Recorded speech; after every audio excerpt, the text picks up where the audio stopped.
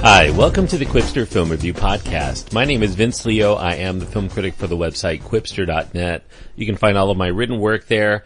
Over 3,800 film reviews to choose from, stemming all the way back to the silent era, all the way up through to the very latest releases. Read them all at Quipster.net, Quipster.net. Today I'm going to be looking at a film that has divided quite a few people, especially film critics. It's called The Neon Demon. It's the latest film from director Nicholas Winding Refn, who also contributes to the screenplay. It's R-rated. It does have a lot of disturbing violent content, a lot of bloody imagery, graphic nudity. There's one particular scene of aberrant sexuality and the usual language for an R-rated film. The runtime is 1 hour and 57 minutes. And as a genre, I guess I would put it in the drama category, although it does dip into the horror genre as well on a number of occasions. It's an intriguing film, but I do feel that ultimately it's a disappointing, macabre look at the modeling industry in Los Angeles. In this film, life's not all it appears from the glitz and the glamour that we see in the print ads and the commercials. Refn, as the auteur of this piece, he paints the world of the model as full of users and abusers. There are rivalries to stay relevant, and many women here, especially trying to be the latest and the hottest beauty in the industry, that eventually causes rifts, jealousy, envy, malice from those who begin to be overlooked because there are newer and younger and fresher faces out there. Elle Fanning is the main star of the film. She plays Jessie, who is an awkward and innocent 16-year-old girl who pretends to be 19 for the purpose of the movie and to get jobs. She arrives from out of state and she takes up residence at this fleabag hotel in Pasadena. She hopes to kickstart a career as a model within a decadent version of Los Angeles that Refn sees, because her beauty is the only marketable asset she has, and so she knows this. She's not going to get a job doing much else in life, so she's going to take this as far as she can. During one of her promotional picture shoots, she becomes friends with a makeup artist named Ruby, played by Jenna Malone, who introduces her to other models in the industry. But on the downside, their age is beginning to show, and so they're using plastic surgery to try to squeeze out a few more years of their career before they're no longer wanted in front of the camera. You know, at 16 years old, that's not much of a worry for Jessie. She's such a natural beauty. She has a certain, I guess you would call it a thing, at least that's what they call it in this movie, that those people who are looking for models can instantly see. Just as Jessie's star is on the rise, she does become aware of the qualities that she possesses in her beauty. Others see that quality as well, especially her rivals, and that brings forth a certain power to Jessie's position as well as a certain danger because of that jealousy that she stirs up, whether intentionally or not.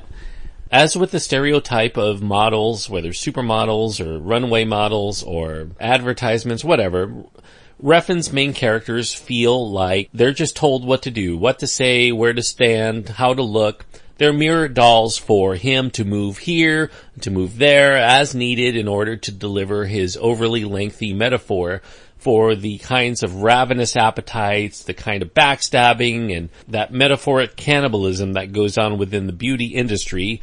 Characters here look in mirrors at themselves, they look at others through them, always keeping the visages of their own beauty in mind. They draw forth their own strength, their own sense of identity from what they see in those mirrors, and that generally is also what draws others to them, including our own eyes as we look for beauty on the screen. When a character in the film utters the axiom, "Beauty isn't everything, it's the only thing," that might hold true for the fashion industry, certainly, but it most certainly does not fit in with the filmmaking industry, because at some point in a film, we need characters to be rooted in.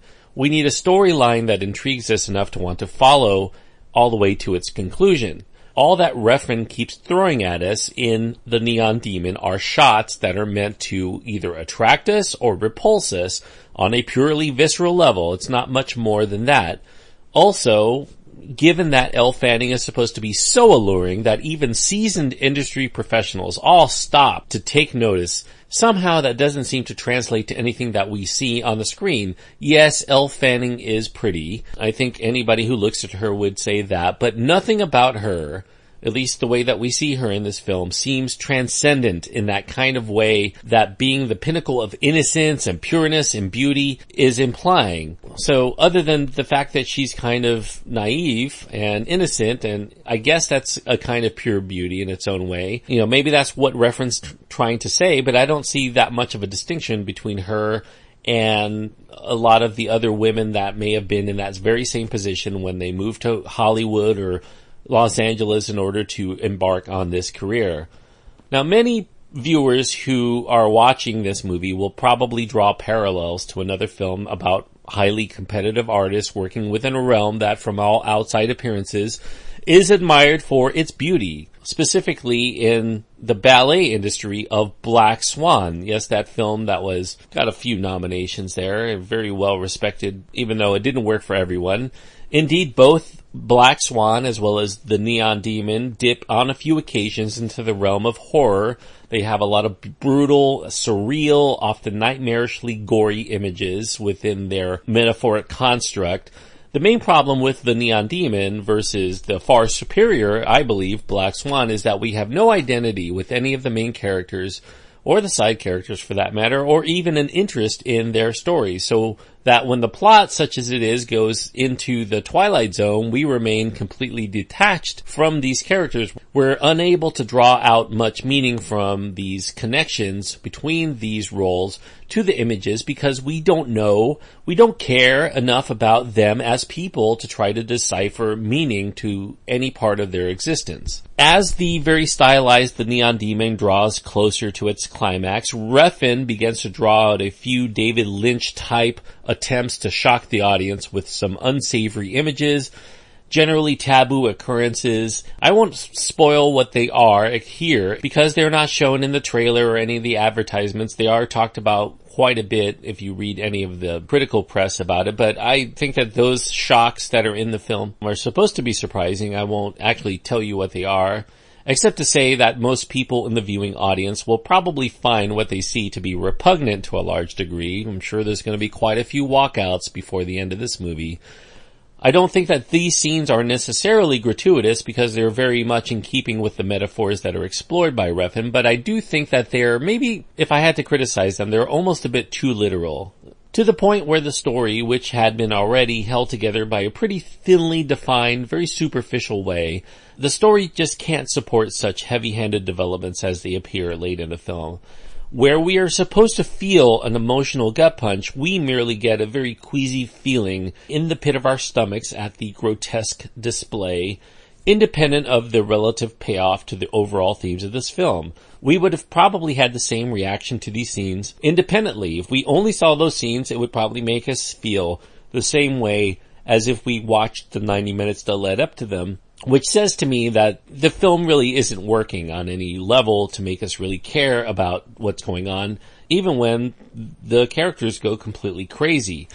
Now, there is a certain irony I've found to the Neon Demon's theme of narcissism and vanity when you have a director that seems so enamored of himself and his own importance. Refn brands his initials, NWR, right on display throughout the opening credits for us all to see and admire and to ponder, as if we're supposed to be magnetized by the fact that the story we're about to witness is by some sort of great artiste, much like the way fashion designers imprint their own monograms on their clothing lines. Yes, it's a pretty film. Certainly, Refn brings a lot of himself to it. He has a certain style that people have come to know. Some people perhaps even have come to admire. There is a very vivid fluorescent color scheme. This is something that will draw many allusions to the works of such horror maestros in Italy like Dario Argento. It's all set to throbbing electronic music. There's a collection of beautiful actors who look good staring off into either the camera or into mirrors or often into just nothingness. However, that nothingness does pervade this film. The nihilism of the film is oppressive, and the amount of time that it wastes pushing forward an uninteresting story at a glacial pace, no less, in order to arrive at some place that many viewers will have been expecting all along, save for a couple of those shocking moments. That part of it is the biggest hindrance to the enjoyment of the overall work, at least for me. Now perhaps if this were a 30-minute story in some sort of anthology horror film or maybe some anthology horror television show, what we see in The Neon Demon might be considered to be brilliant, or at the very least interesting anyway. But at about 2 hours in length, and given that most of the film was improvised in the moment, it feels like an awful lot of fat to put on a story that is waif thin and expect it to be successful. I mean, if you were a model, you had this much fat on you, you would not be somebody who is going to last very long. Now, beauty may indeed be an ugly business, and as so often is said, beauty is also fleeting. At nearly 2 hours in length, The Neon Demon stays well past its prime, much like some of the veteran models that are in the body of this film, and I'm giving it 2 stars out of 4. 2 stars out of 4 on my scale means that I do think that it's lacking something crucial, something vital that would make it at least watchable for most viewers. And I think that that thing that it's missing is a real story, real characters, maybe even an interesting satirical take, some point of view that we as viewers could also relate to. I think that certainly Refn has a lot of ideas. Some of them are interesting, but for the most part, I think that this one will miss the mark for most viewers, and those people that do think it's brilliant will probably bring a lot of their own meaning to this film. To make this film work, you have to do all of the heavy lifting on the part of Refn in order to try to decipher your own meaning to what's going on, because I don't think that a lot of that meaning translated well into the actual story that we see on the screen. I feel whatever Refn may have been trying to say either was changing on a day-to-day basis depending on what he felt at the time, or he just was not able to successfully translate all of that information that he had in his mind to allow us through his art to digest and understand without making us come up with our own conclusions as to what he meant, which may have been completely far off. I think there are a lot of artists that work in the abstract that allow us to be challenged to come up with something interesting or derive our own meaning from it, our own feelings. But I think Refn here seems to be angling for something, but I don't think that he successfully achieves attaining that something. So 2 stars out of 4 is the most I can give The Neon Demon. It's a pretty movie. It's an ugly movie at the same time, if that makes any sense.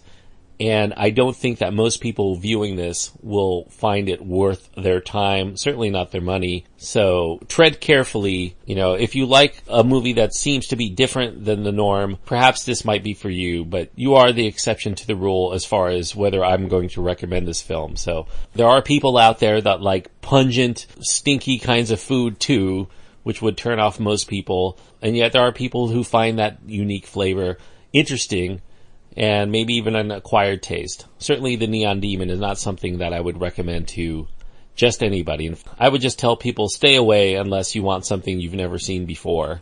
So anyway, thank you for listening. I do hope that you enjoyed this review. If you do, I encourage you to click that subscribe button. Also, if you've been listening a while, leave a review on iTunes and help out the show. And don't forget, you can go to my website to find my contact information, my Twitter feed, and Facebook page links. You can find all that at quipster.net. That's QWIPSTER.net.